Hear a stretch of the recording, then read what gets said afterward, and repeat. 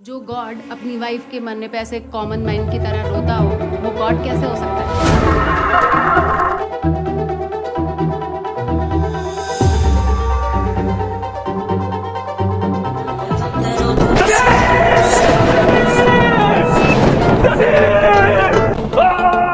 Film Kerala story में एक मुस्लिम लड़की हिंदू लड़की का ब्रेन वॉश करने के लिए ये संवाद बोलती है, तो हिंदू लड़की के पास इस सवाल का कोई पुख्ता जवाब नहीं होता।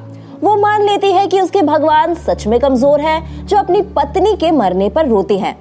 आखिर कोई भगवान होकर कैसे रो सकता है? रोना तो कमजोर इंसानों का लक्षण है, जो हमेशा मदद के लिए आसमान की ओर हाथ उठाए रहता है। चलिए हम आपको बताते हैं कि भगवान शिव संसार के स्वामी होते हुए भी सती के लिए क्यों रोए। क्या उन्हें रोना नहीं चाहिए था? दोस्तों, हमने कभी ऐसी किसी भी शक्ति को अपना देवता नहीं माना जो हमें डराता हो। असल में किसी का देवत्व उसकी क्रूरता से नहीं, बल्कि उसका देवत्व करुणा और प्रेम से सिद्ध होता है। क्या यह एक महान घटना नहीं कि भगवान शिव पत्नी का शव उठाए बिलख रहे हैं और वो करुणा से भरे हुए हैं? जब दिखता है कि संसार का सबसे शक्तिशाली पुरुष अंदर से कितना कोमल है, उनके भीतर की यही करुणा, यही कोमलता आम इंसान में ये विश्वास जगाती है कि वे कृपालु, करुणा निधान है, और इसी कारण हम मानते हैं कि वे पूजनीय है। क्या आम इंसान को भगवान शिव से जोड़ने के लिए ये काफी नहीं कि वो एक साथ योगी और गृहस्थ जीवन का निर्वाह कर रहे हैं? उनके लिए कितना सरल था अपनी साधना में रत रहना, ये कह देना कि मैं मोह माया से दूर हूँ। कितना सरल था कि वो उद्धव के प्रेम को किनारे कर दुनिया को ज्ञान और योग का पाठ पढ़ा देते। हम क्या तब भी उनको ऐसे ही पूछते, उनकी उसी भाव से वंदना करते? नहीं करते, हरगिज नहीं करते।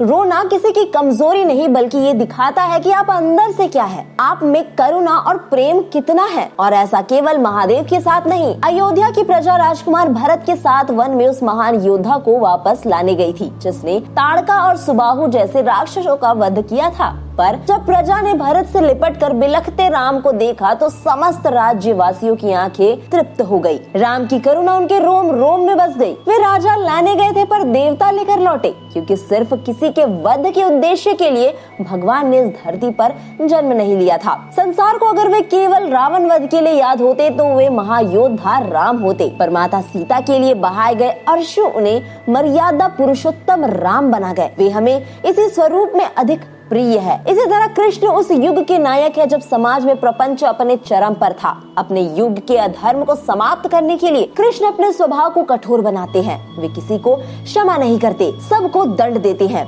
दृढ़ता ऐसी कि न्याय के लिए शस्त्र न उठाने का प्रण तोड़ देते हैं। पर वहीं श्री कृष्ण अपने दरिद्र मित्र को देखकर आंसुओं से भीग जाते हैं। संसार का स्वामी अपने दरिद्र सखा के साथ वह मित्रता निभाता है कि सुदामा का स्मरण होते ही इस संसार को भगवान श्री कृष्ण के अश्रु दिखाई देने लगते हैं। वो दृश्य दिखने लगता है जब कृष्ण जी अपने आंसुओं से सुदामा के चरण धोते हैं। ये आंसू ही तो भरोसा दिलाते हैं कि वे हमारी बाह नहीं छोड़ेंगे। आखिर जो अपने भक्तों की पीड़ा देखकर रो पड़ता है, उससे बड़ा देवता कौन हो सकता है?